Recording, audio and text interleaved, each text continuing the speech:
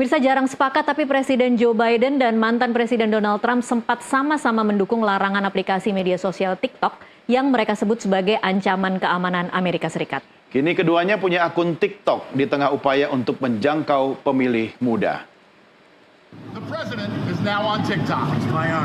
Kandidat presiden dari Partai Republik dan mantan Presiden Donald Trump gabung mimbar medsos TikTok awal Juni lalu. Chiefs or Niners?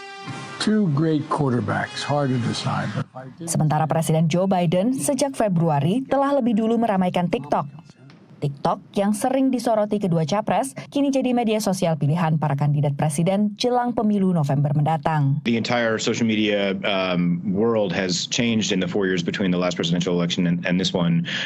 This is the first one in which TikTok is the dominant force that it is now. Baik Biden maupun Trump mendukung pelarangan TikTok di Amerika Serikat atas kekhawatiran keamanan karena hubungan induk perusahaan TikTok ByteDance dengan pemerintahan Tiongkok. Tapi dengan 170 juta pengguna di Amerika Serikat, di mana 44%-nya berusia 18 hingga 29 tahun, TikTok punya peluang yang sangat besar untuk menjangkau para pemilih muda.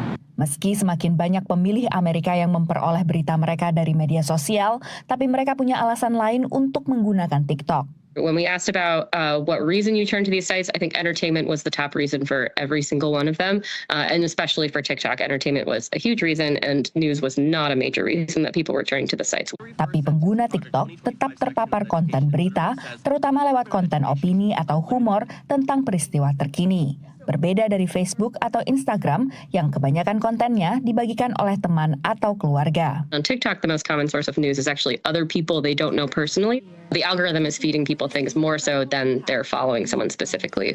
It's very, very difficult for any single social media account, even if it is the account of the president or the former president, to get all that much attention in the extremely crowded and chaotic landscape of social media presence. Membangun jangkauan dan reputasi influencer atau pengaruh adalah kunci, menurut pakar pemasaran. You need to have multiple voices putting out that message. Influencers obviously also have relationships with their followings. They're more trusted than perhaps a politician may be. You've got to figure out a way to, convey your message and explain why you'd be a better president in a way that's going to make sense and not turn people off on this platform that they've come to for fun. They haven't come to hear your political ad.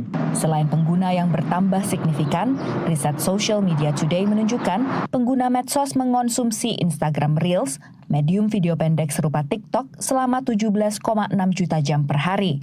Sementara TikTok ditonton selama 197,8 juta jam per hari. Dari Washington DC, Virginia Gunawan dan tim VOA.